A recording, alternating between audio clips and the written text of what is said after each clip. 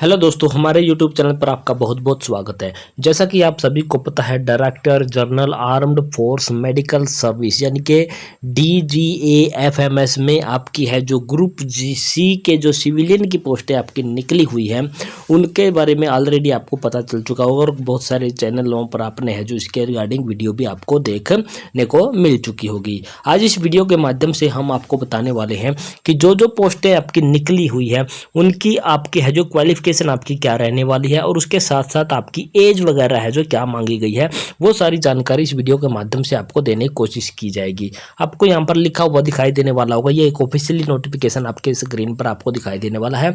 यहाँ पर आपको serial number, name of the post, इसके बाद एज लिमिट और इसेंशियल क्वालिफिकेशन, एक्सपीरियंस वगैरह है जो क्या क्या मांगा गया है वो आपको यहाँ पर देखने को मिलेगा। तो सबसे पहले हम यहाँ पर बात कर लेते हैं, आपकी यहाँ पर आपको दिखाई देने वाली अकाउंटेंट की पोस्ट आपकी दिखाने वाली है और इसमें है जो आपको 30 वर्ष तक का कोई भी कैंडिडेट है इसके लिए अप्लाई कर सकता है। इसके लिए आपके पास क्या होनी चाहिए, डिग्री होनी चाहिए कॉमर्स में, या फिर आपके पास 12th होनी चाहिए। 12th के साथ साथ आपके पास 2 साल का है जो एक्सपीरियंस है जो अकाउंटेंट से संबंधित आपका होना चाहिए।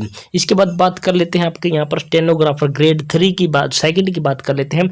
इसमें 18 से 27 वर्ष के बीच में आपकी एज आपके पास होनी चाहिए और इसके आपके पास क्या 12th पास आपके पास होनी चाहिए। और इसके साथ साथ जो स्किल टेस्ट आपका होगा वो आपका 10 मिनट का स्किल टेस्ट होगा, जिसमें कि आपको 80 वर्ड पर मिनट है का ड्यूरेशन आपको मिलेगा और उसमें यानी कि ये सारी चीज़ें आपको है जो उसमें है जो स्किल टेस्ट में आपको करके दिखानी होगी, तब आप यहाँ पर है क्वालिफाई मांगने जाएंगे। इसके बाद आगे बात कर लेते हैं, आपकी यहाँ पर दिखाई देने वाला लोअर डिवीजन कलर की आपकी पोस्ट आपको दिखाई देने वाली है और इसमें 18 से 27 वर्ष का कोई भी कैंडिडेट है जो इसके लिए अप्लाई कर सकता है। उसके पास क्या होनी चाहिए, +2 की DMC होनी चाहिए, +2 पास वो होना चाहिए और टाइपराइटर पर उसकी स्पीड है जो 30 वर्ड पर मिनट इंग्लिश में होनी चाहिए और 25 वर्ड पर मिनट आपकी है जो हिंदी में आपकी है जो होनी चाहिए। इसके साथ साथ अगर यही आप है जो कंप्यूटर पर अगर आप टेस्ट लिया जाता है तो आपका है जो 35 वर्ड पर मिनट इंग्लिश में होने चाहिए और 30 वर्ड पर मिनट है जो आपकी टाइपिंग है जो वो हिंदी में आपकी है जो होनी चाहिए। ये आपकी लोअर डिवीजन कलर की कंडीशन इन्होंने रखी है। इसके बाद बात कर लेते हैं आपकी स्टोर कीपर की बात कर लेते हैं। स्टोर कीपर की भी एज भी आपकी जो 18 से लेकर के 27 वर्ष के बीच में आपकी होनी चाहिए। आपके पास क्या होना चाहिए, 10+2 पास आप होने चाहिए और 1 साल का एक्सपीरियंस आपके पास होना चाहिए जो कि आपको इस पोस्ट से संबंधित आपका रहना होगा। इसके साथ साथ ये एक नोट दे रखा है, कुछ केस में है जो ऐसी कैंडिडेट है उनको है जो इसमें है जो एक्सपीरियंस में है जो छूट है जो दी जा सकती है, वो किस मामले में दी जाएगी वो आपको है जो बाद में पता चलेगा जब आपका सिलेक्शन वगैरह है जो हो जाएगा। इसके बाद बात कर लेते हैं, आपका यहाँ पर आपको दिखाई देने वाला है फोटोग्राफर की एज आपको 18 से 27 वर्ष के बीच में आपके पास होनी चाहिए, वो आप +2 पास होने चाहिए। +2 के साथ साथ आपके पास डिप्लोमा इन फोटोग्राफी आपका होना चाहिए।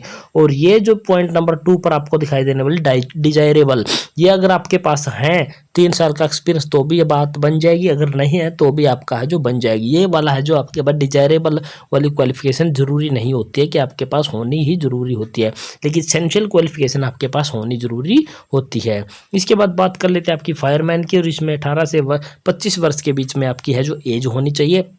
इसमें आपके पास सबसे पहले क्या होने चाहिए, आप 10वीं पास होने चाहिए। 10वीं पास के साथ साथ सेकंड नंबर पर आपके साथ पास है फिजिकल फिटनेस है जो क्या होनी चाहिए, वो फिजिकल फिटनेस के बारे में इन्होंने यहाँ पर बता रखा कि मेल कैंडिडेट हैं उनकी हाइट है वो 165 सेंटीमीटर होनी चाहिए और जो फीमेल कैंडिडेट हैं उनकी जो हाइट है वो 155 सेंटीमीटर इन्होंने मांगी गई है। इसके बाद फायरमैन में और भी बहुत सारी कंडीशन वगैरह इन्होंने रखी हुई होती है, वो सारी कंडीशन आपको यहाँ पर देखने को मिल रही है कि 50 kg का आपको है जो भार उठाना होता है मेल कैंडिडेट को और यहाँ पर 43 kg का है जो फीमेल कैंडिडेट को है जो भार उठाना होता है। चेस्ट क्या होनी चाहिए आपकी, इसके बाद एक्सपेंडेड के साथ आई साइट क्या होनी चाहिए, इंडोरेंस टेस्ट आपका क्या लिया जाएगा, क्या क्या चीज़ें करवा के देखी जाएगी, ये सारी चीज़ें आपको यहाँ पर दिखाई देने वाली है। इसके साथ साथ नंबर 3 पर आपको टेक्निकल चीज़ें आपके पास क्या होनी चाहिए, यानी कि एक है जो ट्रेनिंग सर्टिफिकेट आपका होना चाहिए जो कि फायर फाइटिंग अंडर ए स्टेट गवर्नमेंट की तरफ से आपका जारी किया हुआ होना चाहिए। यानी कि जो फायरमैन की आपकी पोस्ट है उसमें काफ़ी सारी है जो यहाँ पर है जो कंडीशन है इन्होंने रख रखी है। तो इन सभी कंडीशनों को जो पार करके आएगा वो है जो फायरमैन की भर्ती के लिए यहाँ पर एलिजिबल हो जाएगा। ये वाली है जो कंडीशन आपकी डिजायरेबल है। अगर ये वाली चीज़ आपके पास है तो भी सही है, अगर नहीं है तो भी आपके पास है जो काम चल जाएगा। इसके बाद बात कर लेते हैं आपकी यहाँ पर पोस्ट दिखाई देने वाली आपको कुक की। और कुक में है जो आपकी 18 से 25 वर्ष के बीच में आपकी एज होनी चाहिए। इसमें आपको सिर्फ और सिर्फ 10वीं पास होना चाहिए और कुक का काम करने में आपके पास क्या है पकड़ होनी चाहिए। बस ये चीज़ है जो कुक की कंडीशन इन्होंने रखी हुई है। इसके बाद बात कर लेते हैं आपकी पोस्ट है जो लैब अटेंडेंट की। इसमें 18 से 27 वर्ष के बीच में आपकी एज होनी चाहिए और इसमें भी आपके पास क्या है सिंपल आपके पास 10वीं होनी चाहिए और 10वीं में आपके पास साइंस सब्जेक्ट का होना बहुत ही ज़रूरी है। तब क्या है लैब अटेंडेंट की पोस्ट के लिए आप अप्लाई कर पाओगे। और जो सेकंड नंबर पर जो पॉइंट दे रखा है ये आपका जरूरी नहीं है, आपके पास होना चाहिए, लेकिन 10वीं का जो एक नंबर का पॉइंट है वो आपके पास होना बहुत ही जरूरी यहाँ पर बोला जा रहा है। इसके बाद पॉइंट नंबर यहाँ पर दिखाई देना मल्टीटास्किंग स्टाफ, इनकी ज़्यादा पोस्टें आई हुई है MTS की और ये 18 से 25 वर्ष के बीच में आपके पास एज होनी चाहिए। इसमें बिल्कुल बिल्कुल बिल्कुल बिल्कुल 10th क्लास पर आपकी ये भर्ती आपकी रहने वाली है।